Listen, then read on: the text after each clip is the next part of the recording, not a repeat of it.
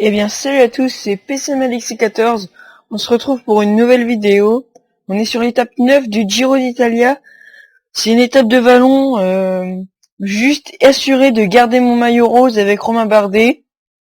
Là, j'étais parti dans l'échappée avec Edvald Boasson-Hagen pour assurer le maillot rouge. Et comme vous le voyez, Barguil a pris le maillot de la montagne. Certaines équipes ont pris l'allure du peloton en main. Ils ne doivent pas avoir de coéquipier placé dans l'échappée. Il le porte par procuration parce que c'est Romain Bardet qui a 4 points d'avance sur lui. Du coup, Romain Bardet a tous les maillots à part le maillot rouge, mais il est deuxième derrière Edvald Boasson-Hagen. Donc aujourd'hui, on va essayer de limiter la casse parce que Barguil et Bardet sont pas trop en forme. Et donc devant, il y a Santa Romita, Egor Silin et Alexandre de Marquis. Alors qu'il y a eu la grosse défaillance de Fabio Aru derrière qui est à 5 minutes du peloton. Le peloton semble vouloir reprendre l'échappée. Ça roule fort et l'écart est en train de diminuer. Certains directeurs sportifs ne devaient pas apprécier l'échappée du jour au vu de la montée en rythme du peloton. En fait, il a eu une chute parce que regardez il a chuté, il est déjà cuit, il a 5 minutes, bientôt 6 minutes de retard sur le peloton. Donc je pense que pour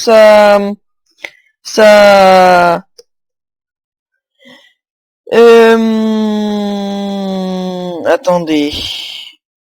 Oui, sa 18e place, déjà, il était 18e, mais porté par procuration le maillot blanc. Mais bon, je crois que le Giro pour lui est fini. Donc là, on va demander à Jay McCarthy d'aller chercher les bidons. Parce qu'on est dans la descente, puis après c'est une grosse bosse. On va essayer d'assurer avec Bardet. Et on va essayer de passer avec Van Der Poel, oui aussi. Et essayer de passer avec Edvald Boasson-Hagen, même s'il a à -3, il a été dans l'échappée. C'est pour peut-être qu'il prenne des points par rapport à Cavendish.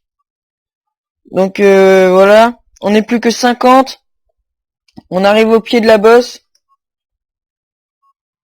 Nous, on va pas attaquer, on va rien faire. On va annonce juste la chute d'un coureur. Encore une attaque. Peut-être l'échappée décisive.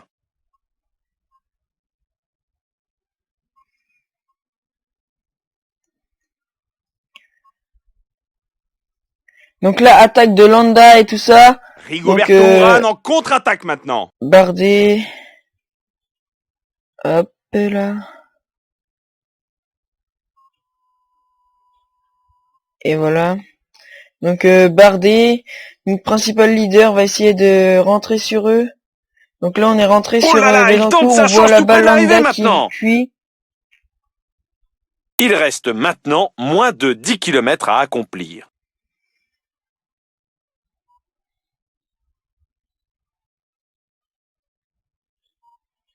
Donc si on pouvait récupérer le groupe là. Allez. Après, aller rechercher Landa. Ah, ça c'est une attaque qui va Koenig. faire des dégâts dans le groupe. On signale qu'une chute vient d'intervenir dans le peloton. Plusieurs coureurs seraient à terre. Donc oh là là, on va faire reposer Boasson-Hagen, hein. Van Der Poel aussi, donc on va aller voir Bardet là-bas. Oh, chute malencontreuse. Donc, celle de Jean-Christophe Perrault apparemment. Chute de Van Der Poel et on arrive, on perd 20 secondes sur Koenig et Landa. Heureusement, il n'entraînait personne dans sa chute. On perd 27 secondes avec Barguil. Notre truc était juste d'assurer notre place au classement général. Donc, oh non, Boasson-Hagen se fait gêner. C'est pas grave. On a quand même pris les points au sprint intermédiaire là. Donc x8, une étape un peu nulle pour moi. C'était pas un profil bien pour surtout avec comme Bardet et Barguil n'étaient pas trop en forme. Après leur étape de la veille de montagne, et ils étaient pas trop ça. Enfin, ils arrivent quand même à faire 3 et 4. Ils gardent leur maillot de leader, je pense, parce que Koenig, il est même pas dans le top 10 et Landa aussi. Si Landa est à 10 minutes, donc 17 secondes, et voici maintenant rien. La sélection des meilleurs moments de la course. Donc voilà, on va se retrouver pour la page des résultats. Et j'espère que vous avez vous avez bien aimé la vidéo précédente où j'étais avec Nathan. Normalement, elle a été postée la vidéo avec Nathan, elle a été postée le 3 octobre. Donc si vous l'aimez bien, mettez un commentaire, likez et puis voilà. Donc on va aller à la page des résultats.